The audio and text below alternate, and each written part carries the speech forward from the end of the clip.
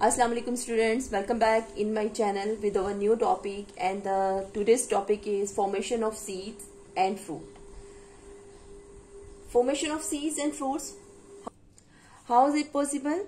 A plant become a fruit and seed and fruit कैसे बनते हैं पौधों के अंदर? मैंने आपको in my previous lecture I told you about the processes pollination and fertilization. Pollination is the process in which pollen grains from the anther of a flower to the stigma of the carpel is called pollination. यहाँ तक flower के जो anther में से pollen grains हैं वो stigma तक आ गए, इस अमल को हम क्या कहते हैं, इस प्रोसेस कहते हैं पोलिनेशन. आफ्टर पोलिनेशन ये पोलन ट्यूब बनती है और इसमें से स्पर्म्स जाके अव्यूल के अंदर मौजूद एग के साथ जब मिल जाते हैं तो एग के साथ फर्टिलाइजेशन हो जाती है. This process is called fertilization. When two gametes, one from the male and one from the female, meet with each other, then this process is called fertilization. After fertilization, ovule changes into seeds and egg is also present here. ovule के अंदर ही एक छोटा सा जो gamete पाया जाता है, egg ovule के अंदर होता है और उसके साथ जब स्पर्म मिल जाता है तो ये सीड जो है इसके अंदर एक जाइगोट बन जाता है. ये सीड इसके अंदर ये ताकत सलाहियत पाई जाती है कि ये एक न्यू प्लांट जो है वो ग्रो कर सकता है. ये हमारा पूरा जो समरी कह लें इस पूरे टॉपिक की समरी है. क्या कि पोलिनेशन हुई, पोलिनेशन के बाद फर्टिलाइजेशन अकर हुई, फर्टिलाइजेशन से अव्यूल में चेंजिंग आई. क्या चेंज आया कि उससे सीड बना, सीड के अंदर जाइगोट न्यू प्लांट मौजूद होता है, एम्ब्रियो भी बोलते हैं इसको, एम्ब्रियो जाइगोट मौजूद होता है इन द सीड. ओके, फिर ये जो हमारी ओवरी है इसकी फ्लावर की, ये जो है ये राइपेंड हो जाती है, पक जाती है और ये एक फल जो है, एक फ्रूट जो है वो बना देती है. ये तो इसकी पूरे टॉपिक की समरी है. हमारा आज का टॉपिक भी यही है, formation of seeds and fruit. Now we discuss about the topic formation of seeds and fruit. अगर हम इस टॉपिक को ऐसे करें कि सबसे पहले सीड्स के मतलब मैं आपको बताती हूँ सीड्स. अब ये सीड्स इधर से तो आपको पता चल गया कि सीड बने कैसे. ठीक है जी. अब seed after fertilization and ovule become a seed. The embryo and its store of food are covered by tough seed coat. The most important part of the seed is its embryo. Embryo grows into a new plant and the embryo consists of the following parts. अब क्या है seed के अंदर, क्या है seed के अंदर ऊपर वाला इसका एक कोट होता है, कवर होता है, जिसको इसने कवर किया होता है. इसके अंदर जो एम्ब्रियो है उसकी फूड भी होती है. अब सीड, बीज, ये क्या चीज है, इसमें आपने बहुत सारे सीड्स देखे होंगे. फ्रूट जब खाते हैं तो उसके अंदर से सीड निकलता है. जैसे कोई भी हम फ्रूट लेते हैं तो उसके अंदर से क्या होता है कि सीड होता है. अगर मैं यहाँ पर आपको एप्पल ही बना के या फिर एप्रिकॉट अगर आपके जहन में आ जाए या पीच वगैरह जो है वो आ जाए तो यहाँ पर अगर एप्पल देखें तो यहाँ आपको इसके बीज से नजर आते हैं ऐसे करके. ठीक है ना, ये सीड्स नजर आते हैं. ये सीड्स जो होते हैं इनके अंदर एम्ब्रियो पाया जाता है, फ्यूचर एम्ब्रियो जिसने के ग्रो करना होता है. इनके अंदर क्या पाया जाता है, फ्यूचर एम्ब्रियो, जो कि एक न्यू प्लांट बना सकता है. ठीक है जी, न्यू प्लांट बना सकता है फ्यूचर एम्ब्रियो. सीड के ऊपर फर्टिलाइजेशन के बाद फिर बताती हूं आपको. After fertilization and ovule becomes a seed. Ovule, ये अव्यूल है, ovule becomes a seed. The embryo and its store food are covered by a tough seed coat. इसके अंदर अगर मैं कहूं ये एक सीड है, ये एक सीड जो है इस तरह से अगर हम इसको बनाएं, सीड है, इस सीड के अंदर इसके ऊपर कवरिंग होती है, इसको सीड कोट बोलते हैं. क्या बोलते हैं, सीड. ये क्या है, हमारा एक सीड है, इसको सीड कोट बोलते हैं. सीड कोट यानी इसकी कवरिंग, सख्त कवरिंग होती है ताकि जो एम्ब्रियो है ये उसकी हिफाजत करे. एम्ब्रियो क्या है, वो न्यू प्लांट जो इसके अंदर मौजूद है. आफ्टर फर्टिलाइजेशन इसकी अंदर जो एम्ब्रियो बन गया है वो मौजूद है. अब उसको जब हालात मिलेंगे यानी उसको हम मट्टी में बोएंगे और उससे जो है वो फेवरेबल कंडीशंस मिलेंगी तो वो एक नया प्लांट जो है वो बनेगा. The most important part of the seed is it's embryo. Embryo grows into a new plant. The embryo consist of the following parts. और वो कौन से पार्ट हैं? पहला पार्ट मैंने आपको बताया कि वो सीड कोट है. सीड, अच्छा, इसके मैंने आपको बताया कि सीड कोट है. सीड कोट जो है इसके ऊपर वाली कवरिंग को बोलते हैं सीड कोट. इसका मोस्ट इंपॉर्टेंट पार्ट है क्योंकि ये अंदर जो मौजूद एम्ब्रियो होगा उसकी हिफाजत करता है. ये सीड कोट अंदर मौजूद एम्ब्रियो की हिफाजत करता है. इसको थोड़ा सा और अगर बड़ा करके मैं बनाऊं आपके लिए तो ऐसे करके बनाते हैं. लुक, ये मैं सीड बना रही हूं। ये सीड के अंदर पोर्शन जो बनाया है इसलिए इस तरह से बनाया है कि मैं आपको इजीली इसका यहाँ पर ये इसका ऊपर वाला हिस्सा और नीचे से ये हिस्सा दिखाते हैं। ओके, ये बाहर वाली कवरिंग ये वाली थोड़ी सी डबल कर लेती हूँ ताकि आपको इजी पता चले। ये देखिए, ये ऊपर इसकी कवरिंग, ये क्या होगी, ये इसकी सीड कोट। इसको ऊपर वाले को रेज ही कर लेते हैं, इसकी जरूरत नहीं है। ओके, नाउ स्टूडेंट, ये इसका क्या है, सीड कोट, यानी इसका बाहर वाला कवरिंग। सीड कोट के अंदर अगर आप देख पा रहे हो तो यहां पर जो है वो एम्ब्रियो पाया जाता है। क्या पाया जाता है, एम्ब्रियो। ये क्या है, एम्ब्रियो। अब एम्ब्रियो या इसको जाइगोट भी बोल सकते हैं आप, एम्ब्रियो। अब एम्ब्रियो जो है ये इसके अंदर पाया जाता है। इसमें होता ये है कि ये एम्ब्रियो कंसिस्ट करता है 3 चीजों पर। एम्ब्रियो कंसिस्ट करता है थ्री थिंग्स पर, और वो कौन कौन सी हैं। एक इसमें है, एम्ब्रियो कंसिस्ट करता है 3 चीजों पर। एक है उसमें रेडिकल, जो इसके पार्ट्स होते हैं, radicle. Number 2 is a plumule. Third one is cotyledon. Cotyledon. Okay students, embryo 3 things पर कंसिस्ट करता है, रेडिकल, प्लोम्यूल और कोटिलिडन।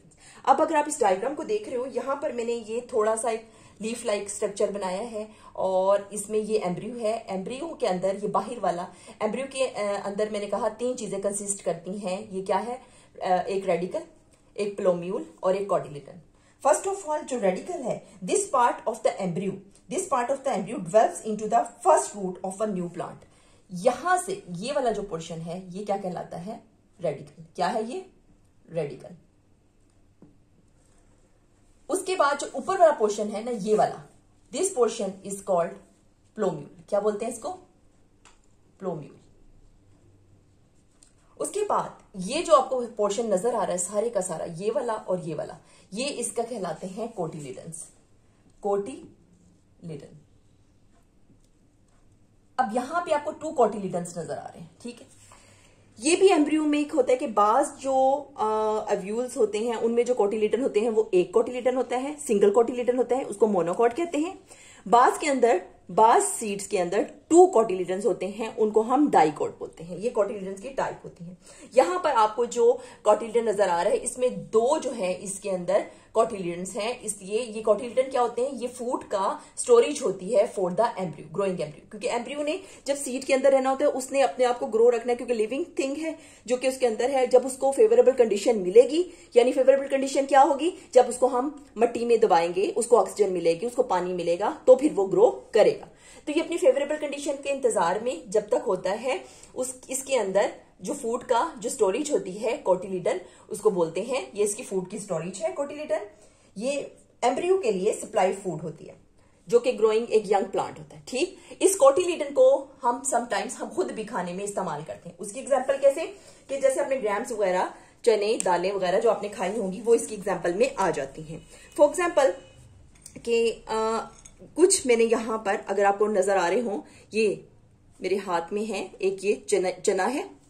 इसको अगर हम पानी में जो है भिगो देंगे एक रात के लिए, तो ये इसका ऊपर वाला टेस्ट, ये एक सीड है, तो क्या होगा, इसका जो ये, इसको अगर हम पानी में भिगो देंगे, चना है, ये देखें अगर आप देख पा रहे हैं। उसके अलावा इसको जब हम पानी में भिगो देंगे तो इसके अंदर से 2 कोटिलिडन्स जो है वो निकल आएंगे, ऐसे करके, ऐसे 2, ये अगर हैं इसमें 2 कोटिलिडन्स जो है वो बन जाते हैं इसके। ये 2 कोटिलिडन्स जो हैं ये उस प्लांट का, उस एम्ब्रियो का खुराक का जखीरा होता है, जो कि हम भी खाने में अपने इस्तेमाल करते हैं, ठीक है जी। उसके अलावा ये राइस हैं, कुछ राइस के ये मोनोकॉट होते हैं। मैंने इससे पहले आपको चना, व्हाइट चने दिखाए, वो क्या थे, व्हाइट चने के अंदर 2 कोटिलिडन्स होते हैं, खुराक का जो जखीरा होता है 2 कोटिलिडन्स की शक्ल में होता है। ये मोनोकॉट है, यानी राइस इज अ मोनोकॉट, यानी इसके अंदर 1 कोटिलिडन होता है। सो इस तरह बहुत सारी एग्जांपल्स आपको मिल जाती हैं। जैसे मैंने यहाँ पर ये एप्पल बनाया, इसमें बहुत सारे जो हैं सीड्स पाए जाते हैं। इसका मतलब है ये इसमें बहुत ज्यादा मल्टी कॉटिलिडन्स जो इसमें बहुत सारे सीड्स पाए जाते हैं, लेकिन इनके जो सीड्स हैं उनके अंदर जो कंडीशन है, उसके अंदर इसका जो सीड है उसको भी जब हम पानी में भिगोते हैं तो उसके अंदर से जब हम उसके ऊपर से जो टेस्टा है उसको उतार देते हैं, छिलके को उतार देते हैं, तो फिर उसके अंदर से उसको जब देखा जाता है कि उसके अंदर कितने कॉटिलिडन्स हैं तो हमें पता चलता है कि इसके अंदर कितने कॉटिलिडन्स हैं। अब कॉटिलिडन्स जो है ये इसकी एम्ब्रियो की जो है उसके लिए फूड का एक स्टोरेज है जो कि एम्ब्रियो यूज करता है। फिर इसमें रेडिकल, प्लोम्यूल और कोटिलिडन्स। रेडिकल से क्या निकलेगी? रूट निकलेगी जो कि ग्रोइंग प्लांट की फर्स्ट रूट होगी। प्लोम्यूल इससे जो है शूट निकलेगी, स्टेम बनेगी ग्रोइंग एम्ब्रियो की। कोटिलिडन्स ये फूड का खुराक का जखीरा है। ठीक है जी, यहां तक बात हुई। उसके बाद है जी फ्रूट। अब फ्रूट क्या चीज है ये मैंने जो आपको बताया, यहां से ये आप देख पा रहे हैं ये फ्रूट जो है ये क्या चीज है? फ्रूट। अब हम डिस्कस करेंगे फ्रूट को। अब फ्रूट क्या है? The ripened ovary is called a fruit. The inner ovary walls form the fruit wall called the pericarp. The ripened ovary is called a fruit. The ovary wall forms the fruit wall, called the pericarp. Inside the ovary, ovules develop into seed. The mature fruit may contain single or many seed. Mature fruit may contain single or many fruit. जैसे मैं एक mango बताऊं, mango बना के दिखा देती हूँ आपको। इसके अंदर कितने सीड, कितने जो होती है इसकी जो हम कहते हैं सीड होते हैं, इसमें 1 होता है, एक सीड पाया जाता है और एक सख्त होता है। सीजनल है ये फ्रूट। अब ये फ्रूट में मैंगो मेरे पास था, मैंने ये भी आपको दिखाती हूँ। इसमें इसकी ऊपर वाली जो ये लेयर है, ये इधर से लेकर इसकी जो ये गुठली तक की जो कंडीशन होगी उसको हम बोलते हैं पेरिकार्प। द फ्रूट्स वॉल है, ये फर्स्ट वॉल है, ऊपर वाली इसकी वॉल, और इसके अंदर एक फ्लैशी सा जो जूसी सा मटेरियल होता है जिसको कि हम खाते हैं वो भी पेरिकार्प है। राइपेंड ओवरी है ये क्या है जी? Ripened ovary. इसके अंदर का जो फ्लैशी पार्ट है जो हम खाते हैं वो भी, और ऊपर वाली ये लेयर, ये जो इसका छिलका कहलाता है, ये सारी जो है इसकी वॉल्स हैं। इवन जिसके अंदर हार्डर पोर्शन है जिसको कि सीड कहा जाता है, इसका हार्डर पोर्शन सीड, वो भी इसका क्या है? पेरिकार्प है। ठीक है। अब पेरिकार्प इसकी फ्रूट की वॉल्स हैं। पेरिकार्प क्या है? फ्रूट की वॉल्स। फ्रूट की वॉल्स के लिए मैं वर्ड यूज कर रही हूं पेरिकार्प। पेरिकार्प। आगे जो ये जो पेरिकार्प्स है ना, इनका इनसाइड द ओवरी अव्यूल जो है डेवलप करता है। इनसाइड द ओवरी के अंदर अव्यूल जो है वो ओवरी के अंदर जो है अव्यूल डेवलप करता है इनटू द सीड। ये जो ओवरी है ये पक जाएगी, फ्रूट बनाएगी, ये पेरिकार्प की कंडीशंस में आ जाएगी। यानी इसकी ऊपर वाली लेयर है, ये एक छिलका बनेगी, इसके अंदर फ्लैशी मटेरियल बनेगा, ये सारा फ्रूट का पार्ट होगा। बास फ्रूट्स में वो लिक्विड होता है, फ्लैशी फॉर्म में पाए जाते हैं। Inside the ovary, ovules develop into the seed. The mature fruit may contain single or many seed. किसी में सिंगल सीड पाया जाता है, किसी में मैनी सीड पाए जाते हैं। ठीक है। ये सिंगल सीड है मैंगो के अंदर, इसके अंदर मैनी सीड्स हैं। आप देख पा रहे हो ये सारे इसके सीड्स हैं। Okay. Now the pericarp has 3 layers in most fruit like peaches and mangoes. Outer layer is skin, the middle layer is fleshy and the inner layer is tough or hard. बात वहीं पे आ गई। ऊपर वाली जो layer है इसका छिलका, इसको हम क्या बोलेंगे? ये इसका क्या है? स्किन है, जिसको कि उतार दिया जाता है। अंदर वाला जो पोर्शन है ये इसका फ्लैशी पार्ट है जिसको कि हम खाते हैं, खाने में इस्तेमाल करते हैं। ठीक है जी। ये इसका, उसके बाद इसके अंदर एक सख्त सी गुठली पाई जाती है जिसको कि हम निकाल देते हैं, और वो जो गुठली है उसके अंदर ही वो सीड है और उसके अंदर ही ग्रोइंग एम्ब्रियो होगा जिसको कि हम दोबारा से ग्रो करके न्यू प्लांट बना सकते हैं। इसके अलावा कुछ फ्रूट्स ऐसे होते हैं जिनके अंदर हार्ड और ड्राई पेरिकार्प पाया जाता है। हार्ड और ड्राई पेरिकार्प मतलब जैसे ड्राई फ्रूट्स वगैरह, नट्स वगैरह, उसके अंदर जो ये पेरिकार्प है, असल में ये पेरिकार्प मैं बता रही हूँ ना आपको, जो नट्स वगैरह हैं उनके अंदर जो पेरिकार्प होता है वो हार्ड होता है। ओके जी, ये बस इतनी सी बात थी इसके अंदर, formation of seeds and fruits. और इंशाल्लाह ताला मुझे ऐसे उम्मीद है कि आपको ये टॉपिक समझ आया होगा। अगर आपको ये मेरा टॉपिक समझ आता है तो इसको साथ के साथ याद किया करें और मेरी वीडियो को लाइक किया करें।